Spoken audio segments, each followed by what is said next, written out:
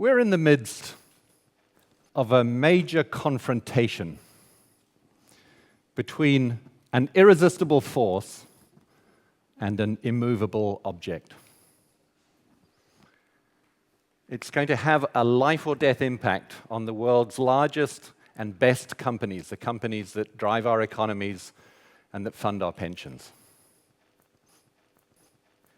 The irresistible force is technology disruption, and the immovable object is the change monster, the inability of large companies to change quickly.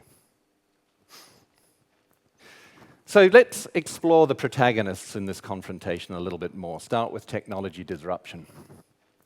John Chambers at Cisco has said that the current wave of technology disruption will have an impact perhaps 10 times greater than the cumulative impact of the internet to date. So why this sudden resurgence in disruption? Well, for one thing, we're all connected now. We're connected as consumers, we're connected as businesses.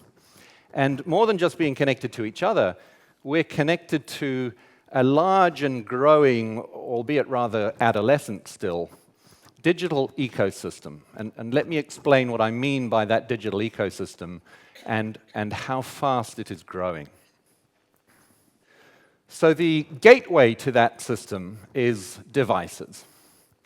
Today, there are 3 billion humans who are connected via broadband to this digital ecosystem, and that number will grow to 4 billion by 2017. And the way in which we're connected is changing more and more by smart mobile devices, and that's really important because that drives much more usage. To date, we've downloaded something like 100 billion apps. And every day, we upload 2 billion photographs. So if you think that what happens in Vegas or Berlin stays in Vegas or Berlin, I'm afraid it doesn't. It ends up on Snapchat and Facebook and social media.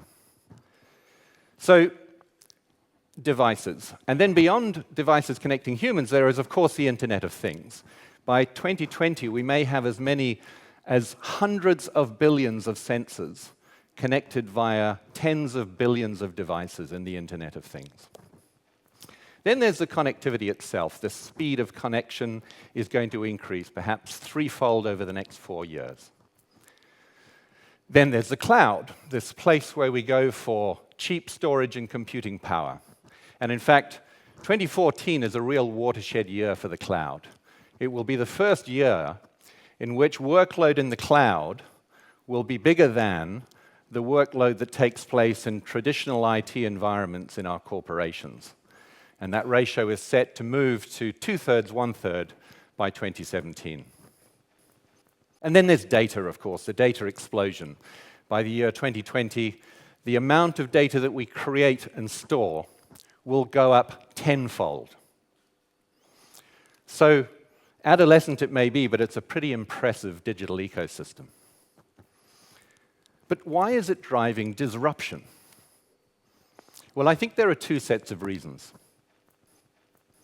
The first one is it's changing the clock speed. It's changing the clock speed from linear to exponential. It's changing the speed of take-up of new businesses. It's changing the speed of innovation. Think about take-up. Think about the time it takes for a new business to acquire 50 million customers.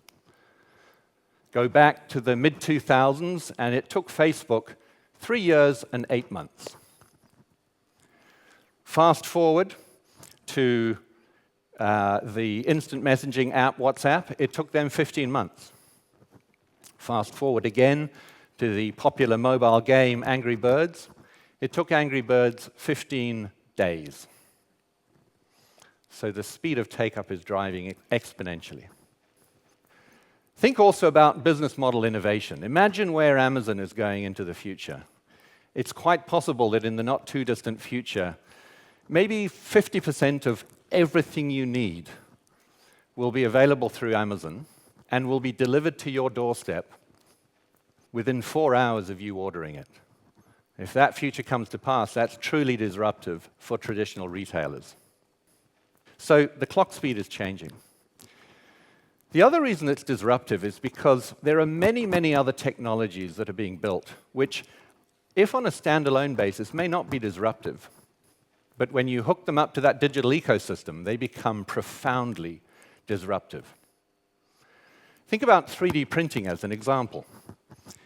The technology for 3D printing has been around for several years. But when you connect it up to that digital ecosystem, it suddenly becomes very, very disruptive. First of all, you have access to all of that open source innovation, everyone else's files. Then you also have software that is really easy to use, very interoperable, and a world apart from the CAD systems, the proprietary systems that engineers have used. And then lastly, of course, you can print the objects to the remote locations where the demand exists. So if you have a mine that has stopped production because they need a spare part, you can print that spare part in the location to get that mine working again. In the future, we'll be printing body parts that we'll be able to print in the location where the individual whose life is at risk exists. So I think this digital ecosystem really does drive disruption, and it spells a world of real opportunity until we consider the immovable object, the inability of large organizations to change. So we all know that change is difficult. About 70% of change programs fail in large organizations. And that's at the normal old clock speed. Things get tougher in this new world. Tougher for a couple of reasons. Firstly, leadership. Leaders tend to make decisions based on experience. The problem is, many of today's leaders don't have a lot of experience in disruptive technology. And so that's the problem. I was speaking to a CIO recently who said, I'm worried about the cloud. I'm actually not sure it's mature enough, so my strategy is to wait and see. I'm going to hold back. That's that risk-averse thinking that comes from the lack of experience. Cognitive scientists call it unconscious learning, and it drives a risk-averse behavior. Then there's also organizational inertia. Organizations tend to reward delivery of results today, more so than the building of capabilities that will deliver results tomorrow. And so imagine, for example, you're in the sales force of a print media company. So your job is to sell advertisements in the newspaper, and you're good at it. The problem is that market is declining. But the good news is there are other products that are growing, digital products selling adverts on mobile and on video. But you're distrustful of those products. You don't know them well. You don't know whether your customers will like them. And therefore, to hit your sales targets, what you're most likely to do is drive harder in the old product set. And so the outcome for organizations is incremental. If I give you the example of the telecommunications industry, it's improving its productivity, but at a rate of about 3 to 6% per annum. These are linear outcomes, incremental outcomes, against a world of exponential opportunity. So I think the big question is, what happens next? Clearly, a lot of companies will fail. There are academics who talk about the fact that if you imagine the Fortune 500 in the year 2020, then 3/4 of the names of those companies we won't recognize. So what do you need to do to make sure that your company is not the Kodak or the Encyclopedia Britannica of the future? I think leading corporations are doing at least 3 things. The first one is around the leadership. We need to challenge that mindset of unconscious learning. We need to unlearn some of that experience. We also need to add executives to the leadership team who are digital natives and who don't have anything to unlearn. So as you think about the constitution of your leadership team, think more Tesla than some of the traditional automotive companies. Think more Red Hat than the traditional software companies. Secondly, I think there's a real imperative for organizations to make a massive change in the skill set in the organization. So some companies are building disruptive businesses. Telstra, the Australian telco, is building a disruptive software business. But it's interesting, it's building at some distance from the main organization so that it can have a different clock speed, it can have a different culture. And then back in the core of the business, of course, there are some major skills shifts that need to happen. It's less about hardware and more about software. It's less about traditional IT, it's more about digital and mobile. And it's absolutely about data and analytics. So companies like American Express and BNP Paribas are good examples of companies who are starting to put digital and data at the heart of their operating model.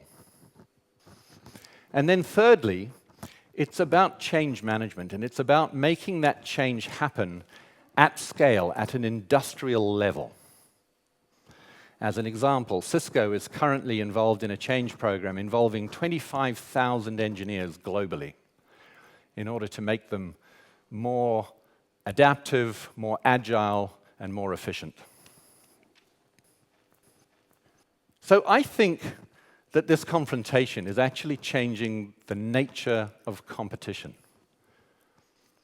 And I think that over the next 2 CEO tenures, we're actually going to see a redefinition of what competitive advantage means. I think competitive advantage will mean the speed and the effectiveness of your organization's ability to change. Will you be able to change your organization's clock speed from linear to exponential? Or will you be devoured by the change monster? Thank you.